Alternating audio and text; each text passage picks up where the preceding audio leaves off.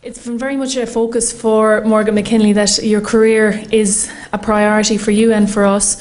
And what you're here this evening is hopefully to glean some expertise from our expert panel of speakers here this evening, and who will enable you to make the right choices in your career. And so without further ado, we'll kick off.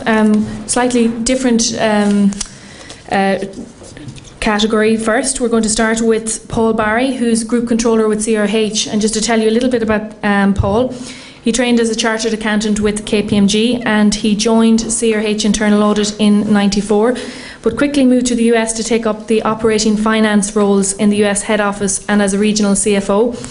Paul returned to Ireland in 2002 as Head of Internal Audit, integrating and leading a significant expansion of CRH's internal audit team.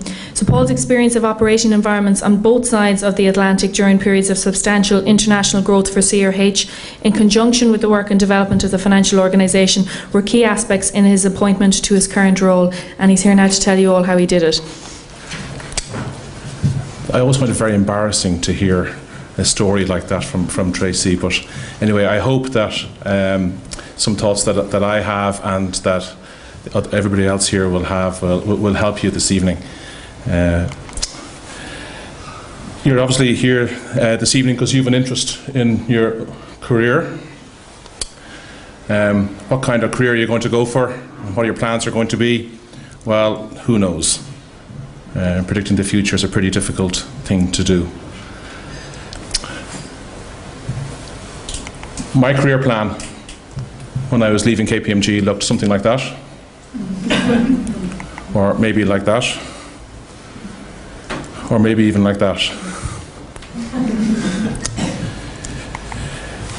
Looking back though, a couple of realizations when I was preparing for this evening's presentation, I think your approach towards your career plan is probably linked closely with your own personal characteristics and your own personality. So when I was growing up, I would have regarded myself as being a generalist. I had lots of different interests, different things, sort of played many sports.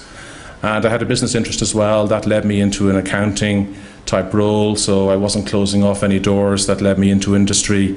And with CRH, I've had the pleasure, and I would say it's a pleasure, of having a variety of roles to keep me going, and that it just completes the circle back to the whole generalist again.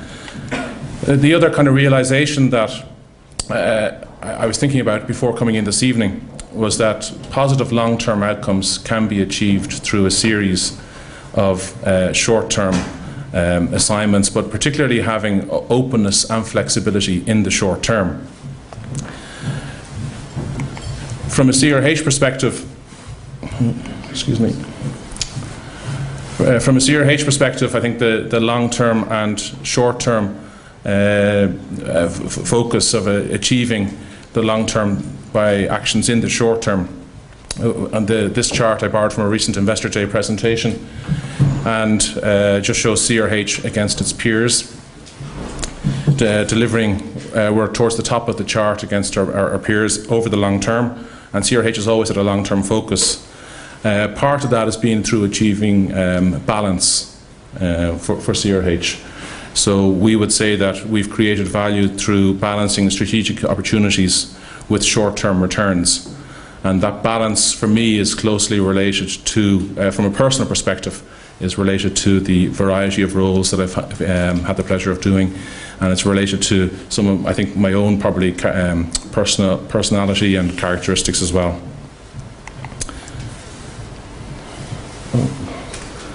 This slide has gone a bit AWOL, so excuse me for that. In terms of the looking back at some of the perspectives on some of the roles I've had in '94 when I joined CRH Internal Audit from KPMG, that facilitated my move to the US. It was a good bridge between practice and industry. During my time in early '95 with CRH in the US, CRH went through a very rapid period of growth, and absolutely everything was thrown at me. I was in a small office of a very large organisation, and it was a great experience.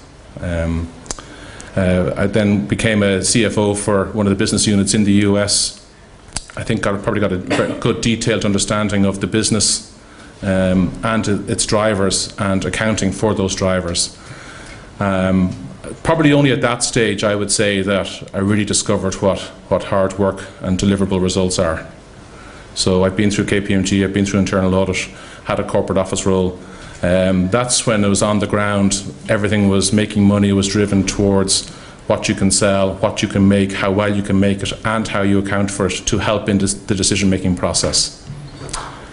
I came back to Ireland in 2002 and took up the head of internal audit role with CRH.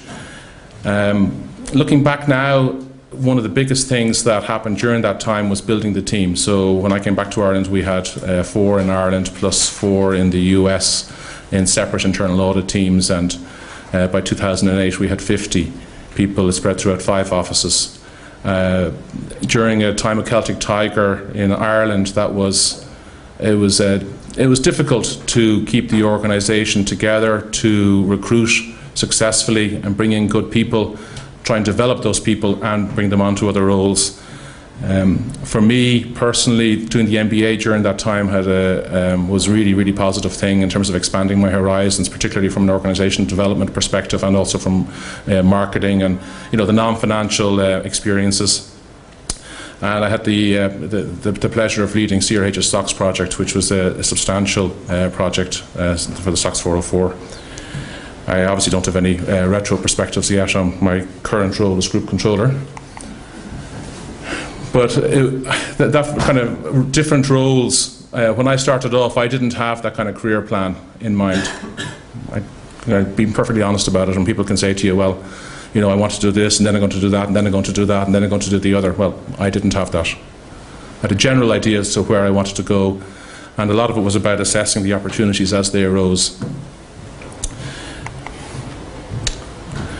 In terms of the old adage of having more than one string to your bow, the variety of roles I think is important. But just take it one step further from having just the one instrument and think of what you can do with a whole orchestra of instruments. Ed mentioned to me that we should try and cover some interview do's and don'ts today, and we'll maybe rather than do a quiz on it, but there's a couple of key points that are really important. Respect is really, really important. You can promote yourself well, but still show respect. And so, one of the first things I would say is that presentation is still really, really important.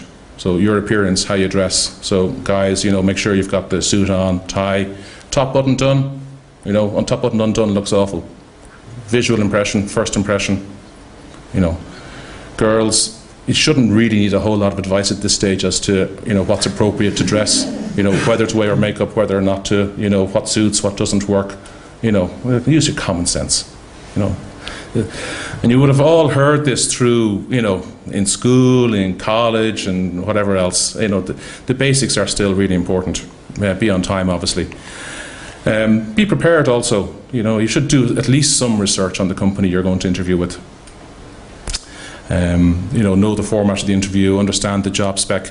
I think if you understand the job spec and know the company, you'll be able to highlight your achievements and promote yourself successfully.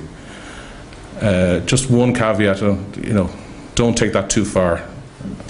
I think if you come across as being arrogant, and forget it. And if you start to tell any fibs along the way, forget it also.